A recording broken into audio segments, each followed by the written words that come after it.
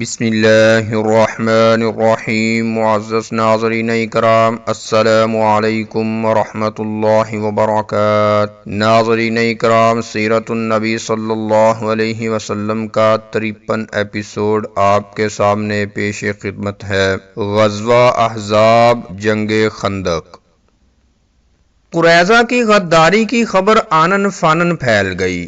یہ خبر مسلمانوں پر بجلی بن کر گری۔ مسلمانوں کے لیے یہ ایک نئے خطرہ کی گھنٹی تھی، کیونکہ اب ان کا لشکر بھی خطرہ میں تھا۔ رسد رسانی کے لیے بھی اب کوئی راستہ نہ تھا، اور دشمن کا اندیشہ بھی بڑھ گیا تھا، کیونکہ حملہ کے لیے ایک نیا راستہ کھل گیا تھا، اور اس راستے سے دشمن کے لیے شہر میں گھسنا بالکل آسان تھا۔ ناظرین اکرام، پیارے نبی صلی اللہ علیہ وسلم نے تحقیق کے لیے ایک آدمی دوڑایا۔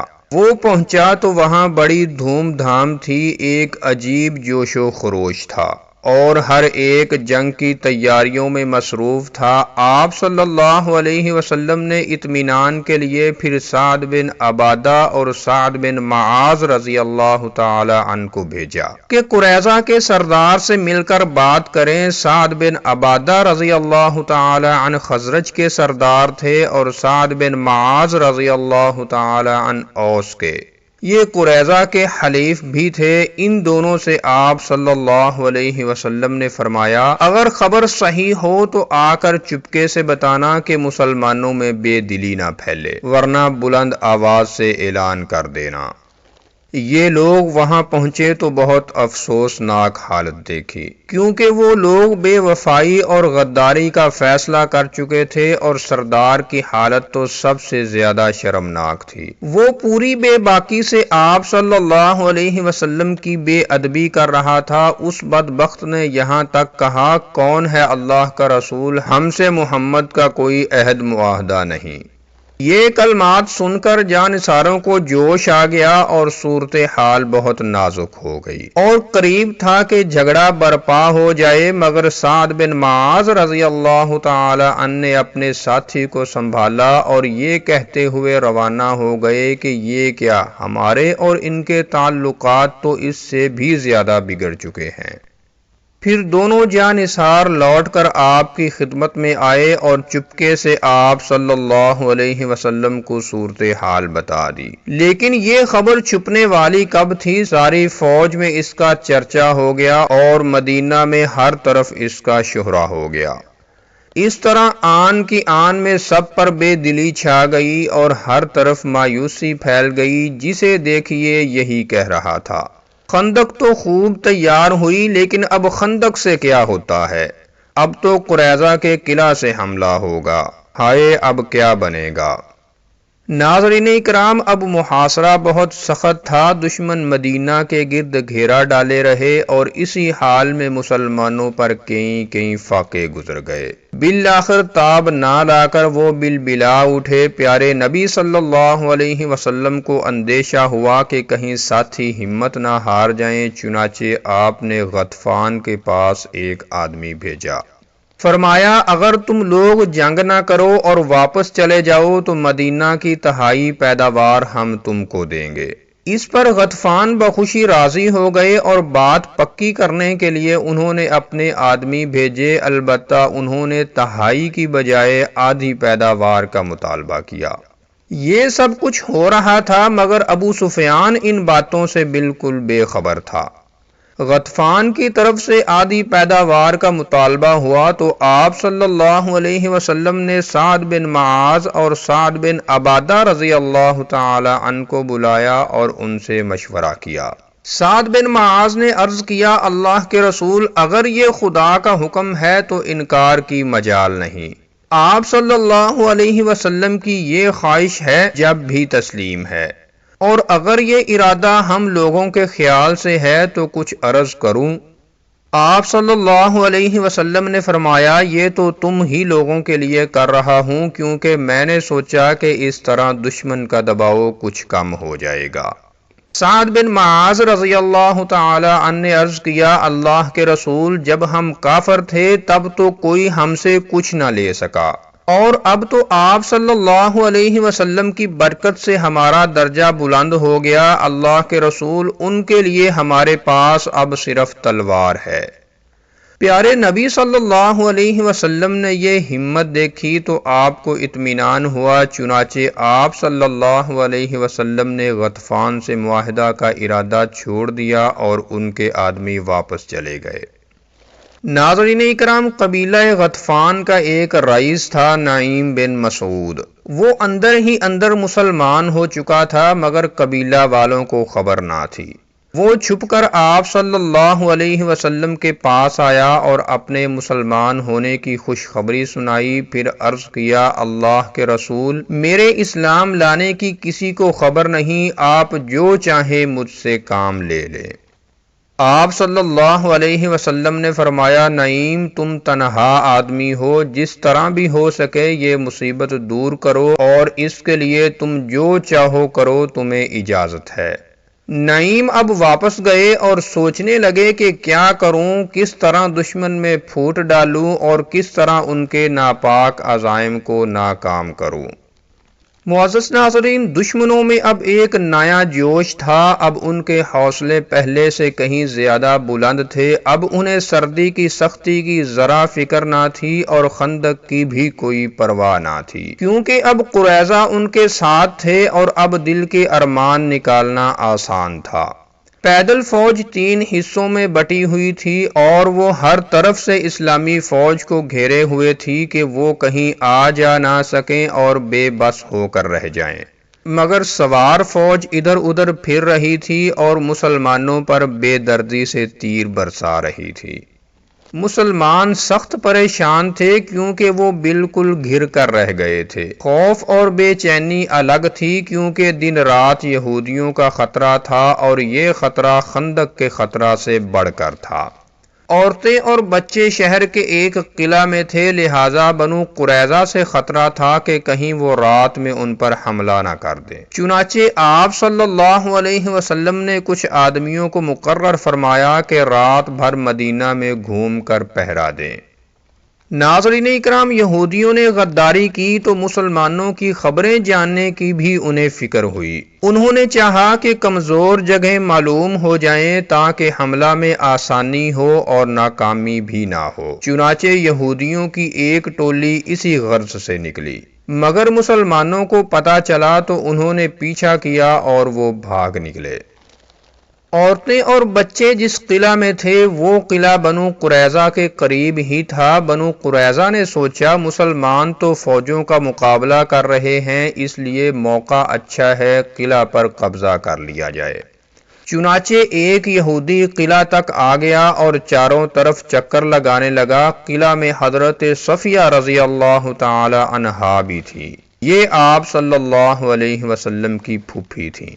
یکایک ان کی نظر اس یہودی پر پڑ گئی۔ عورتوں کی حفاظت کے لیے حضرت حسان رضی اللہ تعالی عنہ مقرر تھے، وہی حضرت حسان جو بہت اچھے شاعر تھے اور پیارے نبی صلی اللہ علیہ وسلم کی طرف سے دشمنوں کا جواب دیا کرتے تھے۔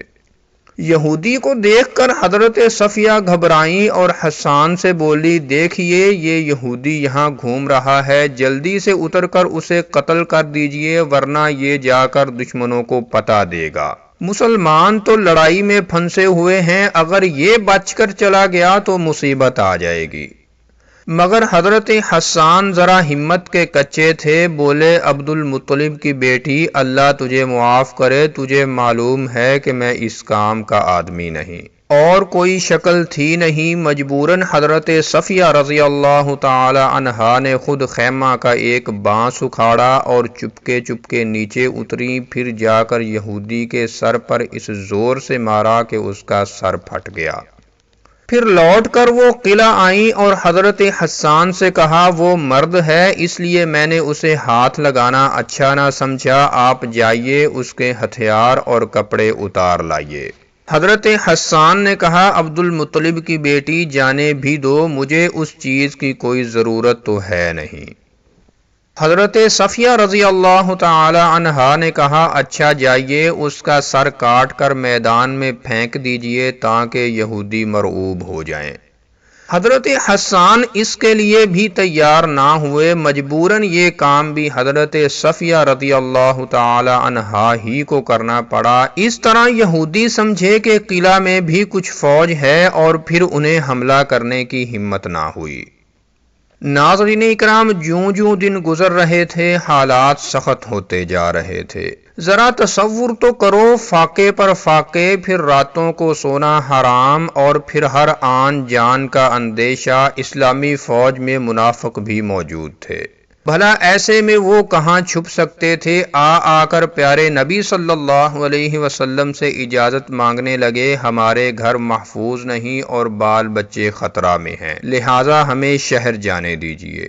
خود تو وہ لوٹنا چاہتے ہی تھے، مسلمانوں کو بھی بہکاتے اور جان کا خوف دلاتے۔ پیارے نبی صلی اللہ علیہ وسلم سے انہیں بدگمان کرتے ہوئے کہتے، محمد نے بھی خوب بہلایا، خوب سبز باغ دکھائے، کہتے تھے کہ کیسر و کسریٰ کے خزانے ملیں گے۔ آج یہ حال ہے کہ ضرورت کے لیے بھی جانا جان کا خطرہ ہے۔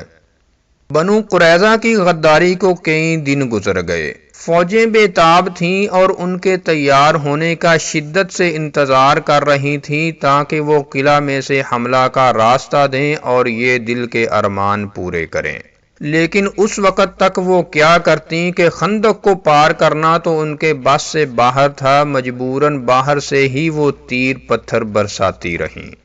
خندق کی چوڑائی ایک جگہ سے کچھ کم تھی، پہرا بھی کمزور تھا۔ دشمنوں نے موقع کو غنیمت جانا اور اسی طرف سے حملہ کرنا چاہا، چنانچہ وہ پوری تیاری سے آگے بڑھے اور گھوڑے کود کر اس پار پہنچے۔ غرور سے سینے تنے ہوئے تھے، ان میں ابو جہل کا بیٹا اکرمہ اور زرار بھی تھے اور عرب کا سب سے مشہور بہادر عمر بن عبد ود بھی تھا، جو 1000 سوار کے برابر مانا جاتا تھا۔ یہی پہلے آگے بڑھا اور پکار کر کہا، مقابلہ میں کون آتا ہے؟ حضرت علی رضی اللہ تعالی عنہ نے اٹھ کر کہا، میں۔ لیکن پیارے نبی صلی اللہ علیہ وسلم نے روکا۔ آپ کے روکنے پر حضرت علی بیٹھ تو گئے مگر کسی دوسرے کی ہمت نہ ہوئی۔